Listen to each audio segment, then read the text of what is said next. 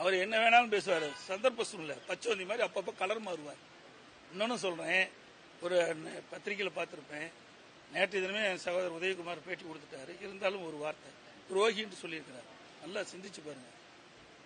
நான் துரோகி இல்லை, துரோகியினுடைய மொத்த உருவமே திரு அண்ணாமலை தான். ஏன்னா அவர் நான் பிரைம் மினிஸ்டர் பக்கத்தில் வந்து துரோகம் அழைச்சிட்டு சொன்னார். பிரைம் மினிஸ்டர் பக்கத்தில் வந்து உண்மைதான். ஆனா அதுக்கு பிறகு நடந்தது என்ன? வேற அண்ணாவுடைய பிறந்தநாள் விழா வருது. எங்களுடைய கட்சியுடைய பேரு அனைத்து இந்திய அண்ணா திராவிட முன்னேற்ற கழகம்.